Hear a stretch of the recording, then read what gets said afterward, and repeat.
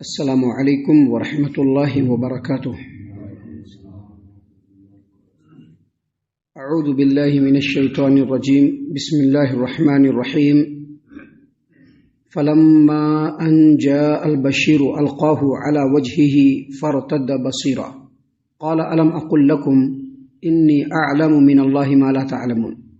قالوا یا ابانا استغفر لنا ذنوبنا انا كنا خاطئین قال سوف استغفر لکم ربی انہ هو الغفور الرحیم۔ پھر جب بشارت دینے والا آیا اور اس نے وہ قمیص اس کے چہرے پر ڈالی تو اس کی بینائی پھر سے لوٹ گئی۔ تو یعقوب علیہ السلام نے کہا کہ میں نے تم سے کہا نہیں تھا کہ بے شک میں اللہ تبارک و تعالیٰ کی طرف سے وہ بات جانتا ہوں جو تم نہیں جانتے۔ ان لوگوں نے کہا کہ اے ہمارے ابا جان، ہم لوگوں کے لیے گناہوں کی مغفرت طلب کیجئے، بے شک ہم ہی خطا کار تھے۔ یعقوب علیہ السلام نے کہا کہ ان قریب میں اپنے رب سے تمہارے لیے مغفرت مانگوں گا، بے شک وہی رب العالمین خوب بخشنے والا اور بہت زیادہ رحم فرمانے والا ہے۔ محترم سامعین کرام، سورہ یوسف سورہ نمبر 12 اور اسی صورت سے آیت نمبر 96، 97، 98 یعنی 96، 97، 98 یہ تین آیات آپ کے سامنے تلاوت کی گئی۔ تینوں آیتوں کا ترجمہ بھی باذن اللہ بتوفیق اللہ آپ کی خدمت میں پیش کیا گیا۔ سامعین کرام، ترجمے سے بہت ساری باتیں آپ خود سمجھ گئے ہوں گے، لیکن پھر بھی ان آیتوں کی جو تفسیر ہے، جو مفسرین نے قرآن و حدیث کی روشنی میں بیان فرمائے ہیں، ان کو میں آپ کے سامنے بیان کرتا ہوں۔ سب سے پہلے یاد کیجئے کہ یعقوب علیہ السلام کے 10 بیٹے ابھی لاسٹ بار تیسری مرتبہ مصر میں سیدنا یوسف علیہ السلام کے سامنے پہنچے اور ان لوگوں نے راشن مانگا کہ ہم لوگوں کے پاس قیمت بہت کم ہے، بڑی غربت ہے، آپ اگر مکمل تول دے دیں گے تو بڑی مہربانی ہوگی۔ تو یوسف علیہ السلام نے ان لوگوں کی غربت و افلاس کو دیکھ کر، اور اللہ تبارک و تعالیٰ نے مجھ کو اس مقام پر پہنچایا، اس چیز کو دیکھ کر اب اس چیز کو آگے بڑھانا نہیں چاہا اور فوراً اپنے بارے میں پوچھ دیا کہ تم نے یوسف کے بارے میں کیا کیا اور ابھی اس کے بھائی کے سلسلے میں تم کیا کر رہے ہو، کیسے ان لوگوں کو ستا رہے ہو تم۔ محترم سامعین کرام، جب بھائیوں نے یہ بات سنی تو ان لوگوں کو ڈاؤٹ ہوا کہ یہی یوسف ہے، تو پوچھ دیا۔ یوسف علیہ السلام نے بھی فوراً اقرار کیا اور اس کے بعد اپنے بھائیوں کو تنبیہ کرنے کے بعد کہا کہ آپ لوگ ایک کام کیجئے، فوراً جائیے اور میری قمیص لے کر کے جائیے، اس قمیص کو ہمارے والد کے آنکھ پر ڈالیے، بینائی لوٹ جائے گی، اور اہل و عیال کو لے کر کے چلے آئیے۔ سامعین کرام، ہم نے یہ بھی بتلایا تھا کہ جب یہ لوگ قافلے کے ساتھ نکلے اور ابھی مصر کو چھوڑا ہی تھا کہ یعقوب علیہ السلام کو یوسف علیہ السلام کے جسم کی خوشبو محسوس ہونے لگی، کیونکہ کپڑا ان کا آ رہا ہے۔ اللہ تبارک و تعالیٰ کی طرف سے یہ وحی کے طور پر اللہ تبارک و تعالیٰ نے ان کو اس بو کو سنگھایا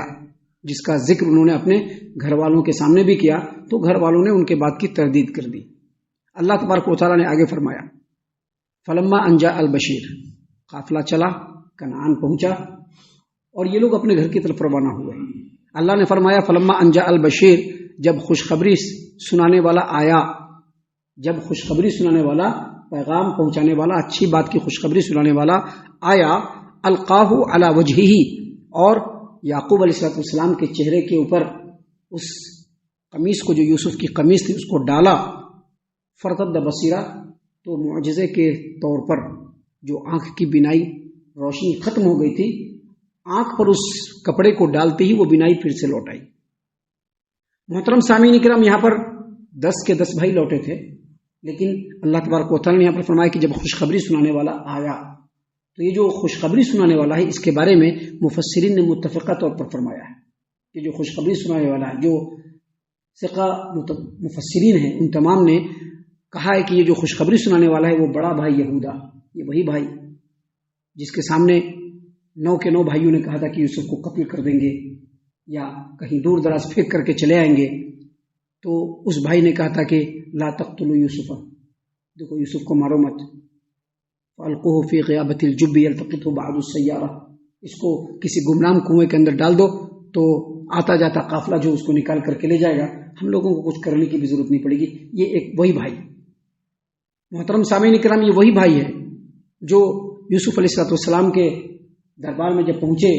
اور بنیامین کی چوری جب ثابت ہو گئی، حالانکہ انہوں نے چوری نہیں کیا تھا، اور بنیامین کو جب رکھ لیا تو اس نے کہا تھا فلن ابرح الارض حتى يأذن لي ابي او يحكم الله لي وهو خير الحاكمين، میں اب ہرگز کنعان نہیں جاؤں گا۔ کب تک نہیں جاؤں گا؟ جب تک یا تو اللہ میرے بارے میں فیصلہ کر دے یا میرا باپ مجھ کو خود حکم دے کہ بیٹے تم چلے آؤ، تبھی میں جاؤں گا، کیونکہ اب میں اپنے باپ کو منہ دکھلانے کے لائق نہیں ہوں۔ یہ وہی بیٹا ہے۔ محترم سامعین کرام، اس چیز کو عبداللہ ابن عباس رضی اللہ عنہما اور امام سدی، امام مجاہد، امام ضحاک، سبوں نے اس چیز کو کہا کہ وہ یہودا ہی تھا۔ امام سدی تو یہ بھی کہتے ہیں اپنی تفسیر میں، جیسا کہ حافظ ابو جعفر ابن جریر طبری رحمہ اللہ نے تفسیر الطبری میں فرمایا ہے کہ امام سدی کہتے ہیں کہ جب یوسف علیہ السلام کو کنویں میں پھینک دیا گیا، ان کا کپڑا کھینچ لیا گیا اور بھیڑیے کو مار کر کے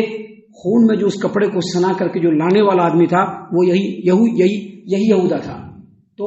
یہودا نے جو گناہ کیا تھا اپنے گناہ کے پشچاچاپ میں، اپنے گناہ کے کفارے کے طور پر اس نے کہا کہ میں یہ کپڑا خود لے کر کے جاؤں گا اور اپنے باپ کے آنکھ پر ڈالوں گا۔ محترم سامعین کرام، اللہ تبارک و تعالیٰ نے فرمایا کہ جب خوشخبری سنانے والا یہودا کپڑا لے کر کے آیا، القاہ، اور اپنے باپ کے چہرے پر ڈالا، القاہ علی وجہہ، اپنے باپ کے چہرے پر ڈالا، یعقوب کے چہرے پر ڈالا، فرتد بصیرہ، تو یعقوب کی بینائی جو آنکھوں کی روشنی ہے وہ لوٹ گئی۔ جب روشنی لوٹی تو یعقوب علیہ السلام نے اپنے بیٹوں کو دیکھا اور کہا الم اقل لکم انی اعلم من اللہ ما لا تعلمون، میں نے تم کو نہیں کہا تھا کہ میں اللہ کی طرف سے وہ بات جانتا ہوں جو تم نہیں جانتا ہوں؟ مطلب ابھی میں نے کچھ ہی دن پہلے کہا تھا کہ انی لاجد ریح یوسف لولا ان تفندون، اگر تم لوگ یہ نہ سمجھو کہ میں بڑھاپے میں بھاگ گیا ہوں تو مجھ کو یوسف کی خوشبو مل رہی ہے۔ میں تم کو کہتا نہیں تھا کہ یوسف ضرور زندہ ہوگا، کیونکہ یوسف کے تعلق سے جو باتیں اللہ تبارک و تعالیٰ کی طرف سے مجھ کو معلوم ہوئی ہے وہ تم لوگوں کو معلوم نہیں ہے۔ میں بار بار کہتا تھا کہ میرا یوسف زندہ ہے اور اللہ تبارک و تعالیٰ ہم لوگوں سے اس کو ضرور ملائے گا۔ جب یہ ساری باتیں والد نے کہیں تو بیٹوں نے فوراً کہا قالو، اللہ تبارک و تعالیٰ نے یہاں پر جمع کا صیغہ نازل فرمایا ہے۔ قالو کا مطلب ہوتا ہے کہ ان لوگوں نے کہا، یعنی 10 کے 10 بھائیوں نے کہا اپنے گناہوں کا اعتراف کرتے ہوئے کہ یا ابانا استغفر لنا، اے ہمارے ابا جان ہمارے لیے اللہ تبارک و تعالیٰ سے گناہوں کی معافی طلب کیجیے۔ قالو یا ابانا استغفر لنا ذنوبنا، ہمارے گناہوں کی معافی اللہ تبارک و تعالیٰ سے مانگیے، انا کنا خاطئین، کیونکہ ہم لوگ ہی خطا کار تھے۔ اب جب دیکھا کہ اب ساری چیزیں واضح ہو گئی ہے، ہم لوگوں کی غلطی بالکل کلیئر ہے، تو ڈائریکٹ اپنے باپ سے کہہ رہے ہیں کہ آپ اللہ تبارک و تعالیٰ سے دعا مانگیے کہ اللہ تعالیٰ ہمارے گناہوں کو معاف فرما دے، کیونکہ ہم ہی خطا کار تھے۔ تو یعقوب علیہ السلام نے کہا سوف استغفر لکم ربی، ان قریب تم لوگوں کے لیے میں اپنے رب سے تم لوگوں کے گناہوں کی مغفرت طلب کروں گا، انہ هو الغفور الرحیم، بے شک وہ گناہوں کو بخشنے والا اور رحم کرنے والا ہے۔ سیدنا عبداللہ بن مسعود رضی اللہ عنہ، ابراہیم التیمی، اور اسی طرح سے عروہ، اور اسی طرح سے امام جریج، یہ تمام کے تمام، امام ابن جریج، یہ تمام کے تمام جو ائمہ مفسرین ہیں، ان تمام نے کہا ہے کہ جو یعقوب علیہ السلام نے کہا کہ میں تم لوگوں کے لیے اپنے رب سے ان قریب تمہارے گناہوں کی بخشش طلب کروں گا، تو انہوں نے سحری کے وقت، یہ ابھی جو فجر کا وقت گزر رہا ہے نا، اس سے 1 گھنٹہ پہلے یا پونا گھنٹہ پہلے یا آدھا گھنٹہ پہلے جو سحری کا وقت ہوتا ہے، جس وقت سحری کھایا جاتا ہے، اس وقت کو مؤخر کیا۔ کیوں مؤخر کیا؟ کیونکہ وہ جو وقت ہوتا ہے وہ سحری کا، وہ دعاؤں کی قبولیت کا ہوتا ہے۔ اللہ تبارک و تعالیٰ نے قرآن کریم میں ایمان والوں کی صفت بیان کر کے کئی جگہ پہ کہا ہے وبالاسحار ہم یستغفرون، یہ جو ایمان والے نیک بندے ہوتے ہیں وہ سحری کے وقت اٹھتے ہیں، رمضان میں نہیں۔ یہ رمضان میں مت سمجھیے گا، رمضان میں تو بے نمازی بھی نمازی ہو جاتا ہے، جو کبھی نماز نہیں پڑھتا وہ بھی رمضان میں آ جاتا ہے نماز پڑھنے، کیونکہ شیطان اس وقت قید ہو جاتا ہے نا، تو من کے شیطان کو بھی مار دیتے ہیں لوگ۔ ابھی عام دنوں میں تو یہاں پر ہم دیکھتے ہیں کہ فجر کی نماز میں بھی پہنچنا لوگوں کے لیے بڑا مشکل ہے، لیکن یاد رکھیے فجر کی نماز سے پہلے کا جو وقت ہوتا ہے وہ بہت ہی زیادہ قبولیت کا ہوتا ہے، بہت زیادہ قبولیت کا۔ اسی لیے مفسرین نے کہا ہے کہ یعقوب علیہ السلام نے جو اپنے بیٹوں کو کہا کہ ہم تم لوگوں کے لیے اپنے رب سے تمہارے گناہوں کی مغفرت طلب کریں گے، وہ کہا کہ میں انشاءاللہ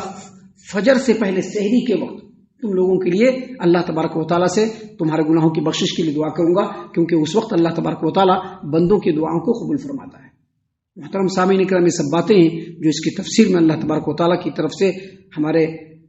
جو ثقہ مفسرین ہیں ان لوگوں نے بیان فرمائے ہیں۔ ابھی آگے اور بھی باتیں ہیں جس کو اللہ تبارک و تعالیٰ نے بڑے ہی دل نشیں پیرائے میں ہم لوگوں کی نصیحت کے لیے بیان فرمایا ہے، جس کو انشاءاللہ کل اور کل کے بعد کے درسوں میں ہم آپ کے سامنے پیش کرنے والے ہیں۔ ہم اللہ سے دعا کرتے ہیں کہ اللہ تعالیٰ ہم تمام کو ان تمام باتوں کے اوپر خوب غور و فکر اور تدبر کرنے کے ساتھ ساتھ ان باتوں کے اوپر عمل کرنے کی بھی توفیق عنایت فرمائے، آمین۔ اللہ تعالیٰ ہم تمام کو صحیح معنوں میں پکا سچا مومن مسلمان بنائے، اللہ اور اس کے رسول صلی اللہ علیہ وسلم کی اطاعت و فرما برداری کرنے والا بنائے، صحابہ کرام رضی اللہ عنہم کے طریقے پر چلنے والا بنائے، جنت الفردوس میں جگہ عطا فرمائے۔ اے اللہ ہم تمام کو جہنم سے پناہ دے، اے رب العالمین ہم تمام کو جہنم سے پناہ دے، اے مالک الملک ہم تمام کو جہنم سے پناہ دے، آمین یا رب العالمین، وما علینا الا البلاغ المبین۔